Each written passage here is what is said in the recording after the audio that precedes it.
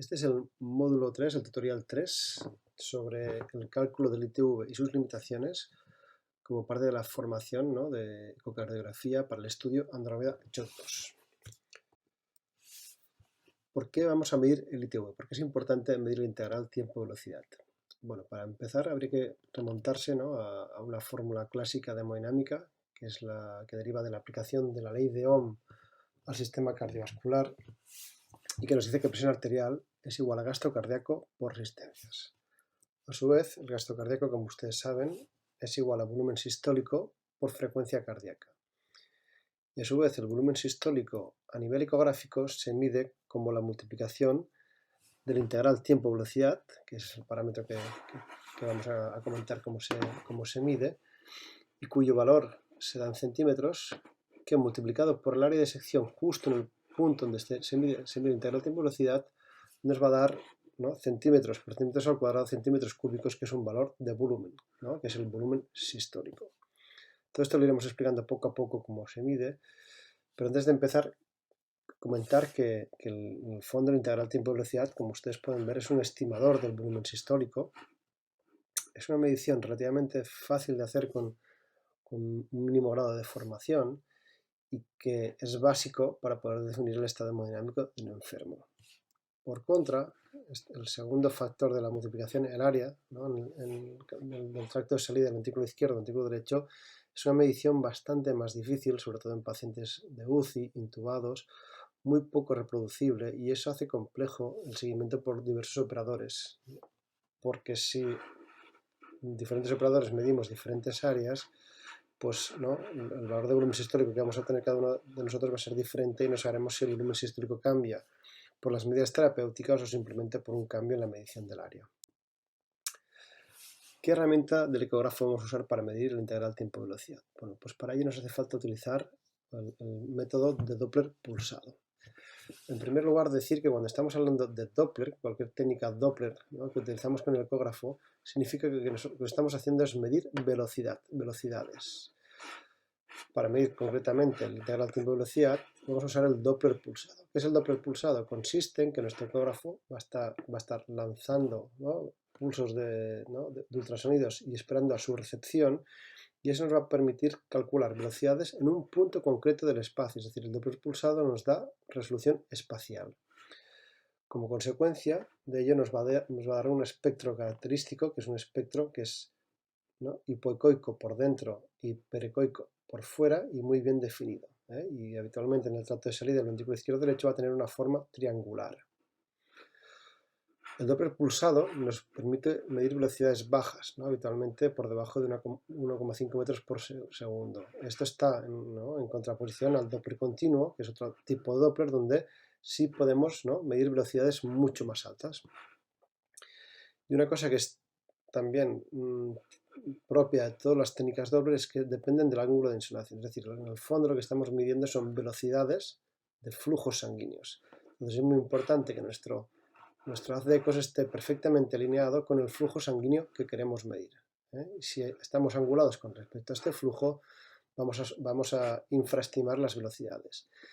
Y también hay que saber que en el Doppler pulsado, si la velocidad que queremos medir es muy elevada, en nuestro Doppler pulsado no va a poder determinarla correctamente, no va a poder resolverla simplemente por un tema de muestreo. Es decir, si la velocidad que queremos medir es muy rápida, el tiempo que tarda el eco en emitir y volver no le permite resolver velocidades tan elevadas. Y se ha producido lo que se conoce como aliasing, que luego explicaremos mejor. ¿Qué planos ecográficos vamos a usar para medir el integral tiempo-velocidad? El integral tiempo-velocidad se mide o en el tracto de salida del ventrículo izquierdo o en el tracto de salida del ventrículo derecho. El plano que más frecuentemente se utiliza es el plano apical 5 cavidades, donde lo que vamos a hacer es medir el integral tiempo-velocidad en el tracto de salida del ventrículo izquierdo. Para ello vamos a usar, ¿no?, pues la ventana apical, cuya referencia saben que más o menos es en los señores el pezón y en las señoras la línea de inserción mamaria. Y fíjense, esto es más o menos cómo se situaría la sonda, la línea de ecógrafo hacia el lado izquierdo del paciente y más o menos, ¿no?, a nivel de, como referencia, un poquito por debajo del pezón, intentaríamos, ¿no?, angular nuestro ecógrafo con respecto al corazón. más o menos colocando, ¿no?, en esta posición nuestra sonda, vamos a tener un plano 5 cavidades porque aquí tenemos aurícula derecha, válvula tricúspide, ventrículo derecho, septum del ventrículo izquierdo, car lateral, ventrículo izquierdo, válvula mitral, aurícula izquierda, y como pueden ver aquí está lo que sería el tracto de salida del ventrículo izquierdo y aquí está la válvula aórtica.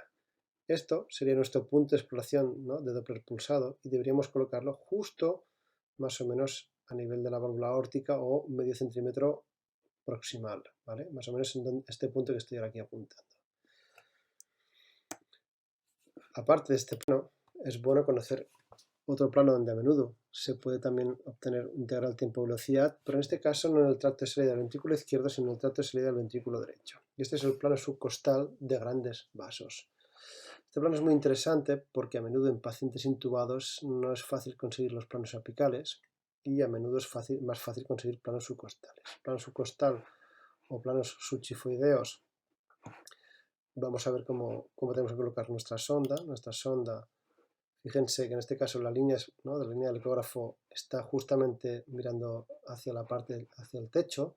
Y lo que vamos a hacer es, desde una posición donde partíamos de prácticamente el plano propio de la vena cava, voy a volver a pasar el vídeo, fíjense, esto sería como más o menos insionamos la vena cava, bajar nuestra mano y empezar a hacer un balanceo de nuestra sonda hacia el lado, dirigiendo las decos hacia el lado izquierdo, de forma que podemos cortar el corazón a nivel basal, a nivel medio y a nivel apical en eje corto. En este plano más alto de grandes vasos vamos a tener un plano muy parecido a este, donde van a poder ver, aquí en este caso lo que tenemos básicamente es el ventrículo derecho con su tracto de entrada y aquí su tracto de salida, y fíjense que esto es el tracto de salida del ventrículo derecho y esto es la válvula pulmonar que se sigue con la arteria pulmonar y que puedo alinearme muy bien con el flujo sanguíneo, ¿no?, a través del tracto de salida. Pondría mi punto de exploración justo en este punto antes de la válvula pulmonar y podría también, usando el Doppler pulsado, conseguir un espectro que me permitirá calcular el integral tiempo-velocidad. Pues lo que hemos dicho, pues usaríamos cualquiera de estos dos planos, pondríamos el Doppler pulsado justo a nivel, ¿no?, del anillo de la válvula aórtica pulmonar o un poquito proximal, y cuando diéramos al Doppler pulsado en nuestro aparato obtendríamos un trazado como este, un espectro como este, que hay que aprender a reconocer, que como les he dicho antes es más negro por dentro, más blanco por fuera, bien definido, triangular, y que en el fondo, como les he dicho, el Doppler lo que hace es medir velocidades. Estamos midiendo velocidades, metros por segundo, a lo largo del tiempo. Y estas son las velocidades de la sangre justo en este punto que he insonado durante un latido. ¿De acuerdo? ¿Qué vamos a hacer luego? Vamos a usar la función trace de nuestro ecógrafo, que a menudo no se tiene ni que entrar en cálculo, sino que está disponible desde el mismo teclado del ecógrafo. Y vamos a dibujar este triángulo por fuera. Cuando le demos a Enter a nuestro ecógrafo, lo que va a hacer es darnos un valor de integral tiempo-velocidad, o BTI en inglés, en forma de centímetros. ¿Y qué significan estos centímetros? Fíjense, ahora vamos a este triángulo, ponerlo aquí, pero ¿no?, hacia arriba para hacerlo más simple. Fíjense que tengo aquí velocidad, aquí tiempo, y cuando yo dibujo el triángulo, lo que está haciendo mi ecógrafo es, fíjense, es integrar velocidad a lo largo del tiempo, que no es más que descomponer este triángulo en pequeños rectángulos y ponerlos todos aquí juntos y sumarlos y darme una distancia. Esta distancia, para que ustedes lo entiendan, me dice cuán larga es la columna de sangre que ha pasado en un latido por el punto que yo estaba insonando.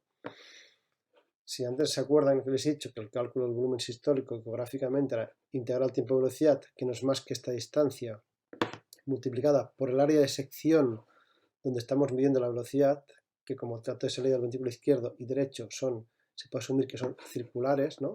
Pues si multiplicáramos este integral tiempo-velocidad por este área, ¿no?, del tracto de salida del ventrículo izquierdo o derecho, lo que tendríamos en el fondo es algo así, una columna de sangre, el volumen sistólico. Pero como les he dicho que no vamos a calcular, ¿no?, el área del tracto de salida, fíjense que una distancia larga, ¿no?, o sea, una columna larga en el fondo me está diciendo que tengo un volumen sistólico grande, y una columna pequeña me indicaría un volumen sistólico pequeño.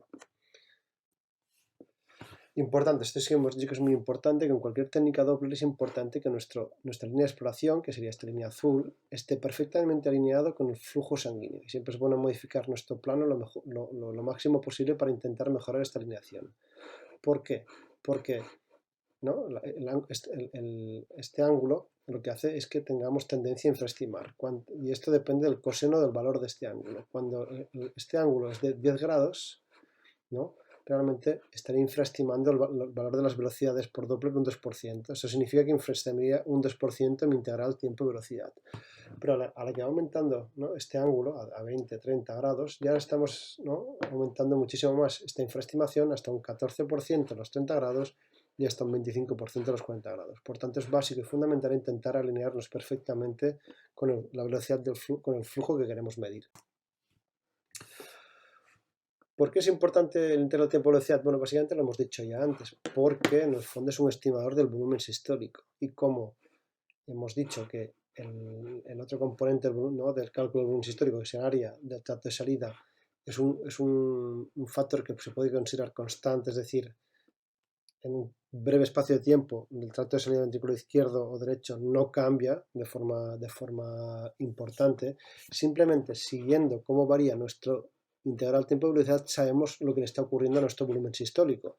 Si aumenta mi volumen, mi TV con mi tratamiento, está aumentando mi volumen sistólico, o si está disminuyendo significa que está cayendo mi volumen sistólico. Simplemente en 2015 sale esta guía de la Sociedad Americana de Ecocardiografía que nos dice que para tener un punto de referencia que se consideran normales, valores de integral tiempo-velocidad mayores a 18 centímetros, y ahora vamos a precisar esto un poco, el por qué. Bueno, básicamente es porque el valor de 18, si asumimos, ¿no? que nuestro tracto de salida del ventrículo izquierdo o derecho pues miden que la media poblacional está alrededor de 2 centímetros, ¿no? Pues calculando, multiplicando nuestra integral tiempo-velocidad por 3,14 podemos hacer una estimación del volumen sistólico. Pues el valor de 18, fíjense que está muy cercano a lo que se considera el límite inferior de normalidad del volumen sistólico. Quiero que se queden ahora con el punto de corte de 14, porque este es el que se usa se va a usar en el estudio de Andrómeda 2 para definir la disfunción ventricular izquierda, que va a ser definida en un estudio como la presencia de un cambio de la fracción de área del ventrículo izquierdo menor al 40% y una integral tiempo-velocidad menor a 14. Por tanto, este punto 14 nos va a marcar la presencia de disfunción ventricular izquierda cuando se asocie a una baja, ¿no? Cambio de fracción de área, ¿no? del ventrículo izquierdo. ¿Qué limitaciones tiene en cambio el integral tiempo-velocidad? Bueno, vamos a ir repasando estos 5 puntos. El primero creo que se explica por sí solo. Si no hay ventana ecográfica, pues no vamos a poder medir el integral tiempo-velocidad y ahí no hay nada que podamos hacer. Pero sí es bueno al menos ser capaces de medirlo en diferentes planos, en planos apicales y planos subcostales, porque puede que si no ponemos en una de las ventanas podamos hacerlo en la otra. Otras limitaciones son cuando nos encontremos con una situación en la que el integral tiempo-velocidad no es medible o no es fiable porque se acelera mucho el flujo sanguíneo en el tracto de salida. Y como les he dicho, que usamos el Doppler pulsado, que tiene una limitación y es que no puede resolver bien las velocidades elevadas, si esta velocidad en el tracto de salida es muy elevada, pues no vamos a poderla medir bien. ¿Cómo podemos intentar ver que esto está ocurriendo? Bueno, lo primero que hay que hacer siempre antes de medir el integral tiempo-velocidad es poner Doppler color en el tracto de salida del ventrículo izquierdo o derecho, donde vayamos a calcular el integral tiempo-velocidad. Y tenemos que intentar ver que lo que hay es un flujo laminar. ¿Cómo se reconoce un flujo laminar? Bueno, pues básicamente, como pueden ver, el flujo este en sístole azul es monocromático. Esto me dice que la velocidad ¿no? está alrededor de 70, pero es uniforme y es homogénea. Y esto me está diciendo que hay un flujo laminar. Por contra, fíjense este otro ejemplo, este caso no es el tracto de salida del ventrículo izquierdo. Aquí está el flujo en el tracto de salida del ventrículo izquierdo. Insisto, y fíjense que es un mosaico de colores que pasa del azul al rojo, como si mi ecógrafo me estuviera diciendo que mi flujo pasa de ser negativo a positivo, ¿no? Fíjense aquí que hay un mosaico de colores con un cambio brusco. Esto lo que me está diciendo en el fondo es que hay velocidades muy elevadas y que mi Doppler no es capaz de resolver esta velocidad. ¿Por qué? Porque el Doppler color no deja de ser una forma de Doppler pulsado y sufre las mismas limitaciones que el Doppler pulsado. Esto es aliasing en Doppler color, es decir, la velocidad es tan alta que mi Doppler no es capaz de resolverla correctamente. Si vemos esto ya, tenemos que desconfiar de cuando pongamos el Doppler pulsado y el valor de nuestra integral tiempo-velocidad pues no va a ser fiable. También hay que mirar más cosas. Cuando pongamos el Doppler pulsado y tengamos el espectro que antes les he enseñado, hay que acostumbrarse a mirar cuál es la velocidad pico ¿no? de este triángulo, de este espectro.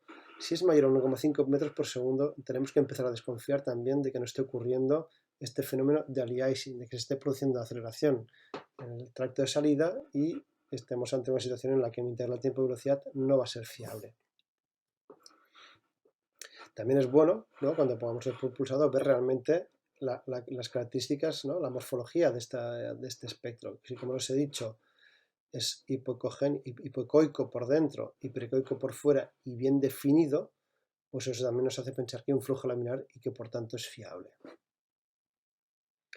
Pero, ¿cuándo va a ocurrir básicamente, ¿no?, estas situaciones de aceleración de flujo? Pues básicamente ocurren cuando estamos ante una situación de SAM, que es un movimiento anómalo, el movimiento anterior sistólico de la válvula mitral, cuando hay una hipertrofia septal muy marcada, ¿no?, que hace que estructuralmente el tracto de salida sea muy pequeño, o a veces en situaciones de vasoplegia extrema, de muy baja poscarga y gasto cardíaco muy elevado, que hace que haya mucha aceleración en el tracto de salida.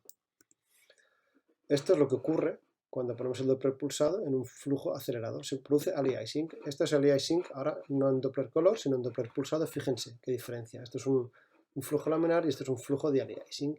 ¿Qué ocurre? Que no tengo un espectro que sea hipoecoico por dentro y hipericoico por fuera. Además, más que un triángulo, es prácticamente una línea lo que tengo aquí, que llega a velocidades que son mayores de 1,5, incluso de 2, y soy incapaz de ver el final simplemente porque estoy en el límite de lo que es capaz de resolver mi Doppler pulsado.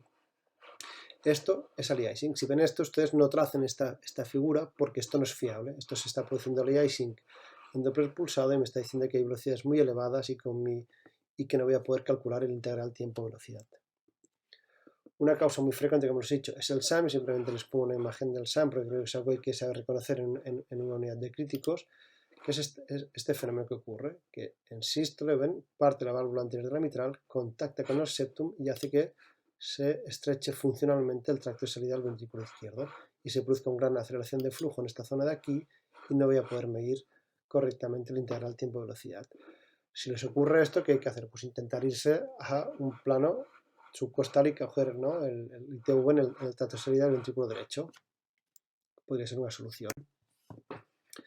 ¿Cuándo tampoco voy a poder medir el integral tiempo-velocidad? Bueno, pues cuando hay una alteración anatómica muy evidente del tracto de salida del ventrículo izquierdo-derecho que hace que su tamaño se desvíe mucho de lo que sería la media poblacional, ¿no? La media poblacional del tracto de salida del ventrículo izquierdo y derecho es de unos 2 centímetros y la mayoría de la población estamos, ¿no?, en valores muy cercanos a este. Cuando este tracto de salida se me altera muchísimo, ¿qué ocurre? Que mi integral tiempo-velocidad es un mal estimador del volumen sistólico. ¿Por qué? Porque, como hemos dicho, el volumen sistólico es igual a integral tiempo-velocidad por el área del tracto de salida. Si esta área del tracto de salida está mucho más grande de lo habitual o mucho más pequeña de lo habitual, mi integral tiempo-velocidad lo que hacen es o bien sobreestimarme o infraestimarme el valor de volumen sistólico. ¿Cuándo suele ocurrir esto? Pues a veces en postoperatorios de cardíaca, donde se ha manipulado, ¿no?, la válvula aórtica, o a veces en pacientes con hipertensión pulmonar crónica, donde el tracto de salida ventricular derecho puede estar dilatado por la hipertensión, ¿no?, mantenida. Esto es un ejemplo que tuvimos hace poco en la unidad, un paciente que estaba, ¿no?, intubado con una pequeña cantidad de soporte vasactivo que no podíamos retirar. Hicimos una ecografía, no nos llamó nada la atención a nivel de función biventricular, pero cuando medimos el integral tiempo-velocidad en el tracto de salida nos salió un valor relativamente tirando a muy pequeñito, de 10 centímetros, ¿no? No nos cuadraba mucho con el estado hemodinámico del enfermo, que estaba bastante bien perfundido, con dosis bajas de opresores, sin ningún dato analítico de gravedad. Lo que hicimos fue ir a ver el tracto de salida, ¿no?, del ventrículo izquierdo, que es donde habíamos medido, ¿no?, el espectro. Y ya de visu nos llamaba la atención que era un poco grande visualmente, ¿no? Lo que hicimos fue medirlo, y esto es también para que vean qué difícil es medir el tracto de salida, incluso en un paciente con una visión relativamente buena, y es que depende de dónde midas. Si mides más a nivel anular, pues nos salía de casi 2,7 centímetros, y un poco más proximal se nos iba pues cerca de los 2,3 centímetros. En cualquiera de los dos casos era bastante más grande de lo esperable, ¿no?, para la media población del enfermo, y eso hacía que este integral tiempo-velocidad, que nos hacía sospechar un volumen sistólico, realmente no era cierto. Este integral tiempo-velocidad no se corresponde con un volumen sistólico tan pequeño porque, pues, el otro factor, ¿no?, que influye en el cálculo, en el tracto de salida, era bastante grande. Finalmente, otra situación en la que no vamos a poder medir entera el tiempo-velocidad como estimador de volumen sistólico es cuando haya un gran flujo de regurgitación aórtica, si es que medimos en la aorta, o pulmonar. ¿Por qué? Simplemente porque nuestra integral tiempo-velocidad sí que nos está diciendo cuál es el volumen sistólico que saca el ventrículo izquierdo o derecho durante la sístole, pero tengan en cuenta que esto no es lo que recibe nuestro organismo, porque una gran parte de este volumen sistólico va a retrogradar en diástole, con lo cual en situaciones de insuficiencia aórtica moderada grave o insuficiencia pulmonar moderada grave, el ITV sobreestima el valor real del volumen sistólico. Estos son dos ejemplos de insuficiencia aórtica moderada o grave, por eso siempre es tan importante poner doble color antes de medir y ver que realmente no estemos ante una situación, ¿no?, como esta. Y por último, taquicardias y arritmias también siempre es un punto conflictivo. ¿Qué vamos a hacer en un paciente con fibrilación auricular? Pues nuestro integral tiempo-velocidad, igual que el volumen sistólico, va a variar mucho latido a latido. ¿Cómo podemos superar esto? Pues cogiendo varios latidos y promediando el valor medio del integral tiempo-velocidad. Y otra situación que a menudo nos encontramos, que a veces es difícil de resolver, es en pacientes con arritmias, a veces arritmias regulares, donde a veces es difícil valorar si estamos en una situación donde nuestro valor de integral de velocidad es bajo porque el paciente está muy taquicárdico, ¿no?, y hay poco tiempo diastólico, o bien el paciente está taquicárdico porque el volumen sistólico de integral de velocidad es bajo y estamos compensando. Esto no tiene una solución fácil. Una propuesta que creo que me gustaría hacer es bueno, básicamente cuando estamos en un paciente taquicárdico con un integral tiempo de velocidad bajo, lo que nosotros recomendamos es medir el índice cardíaco, ¿no?, y ver dónde estamos. Si estamos en un paciente con índice cardíaco bajo, y aquí el punto corte cada uno lo puede poner un poco donde considere, porque seguramente no todos estaremos de acuerdo, habría que pensar que estamos ante una taquicardia compensadora, es decir, que esta taquicardia es consecuencia de que mi volumen sistólico es bajo y la única forma de mantener el gasto cardíaco en el rango normal bajo es taquicardizándome. Esto básicamente se trata de situaciones de hipovolemia o de disfunción sistólica descompensada. Si en cambio estamos en una situación de índice cardíaco elevado, lo más lógico es pensar que esta taquicardia es una taquicardia no compensadora. Estas requieren tratamiento, estas no siempre lo van a requerir. No es una solución, pero bueno, es una propuesta para valorar la taquicardia en un contexto, el ITV en un contexto de taquicardia. Y con esto creo que está ya todo explicado. Muchas gracias.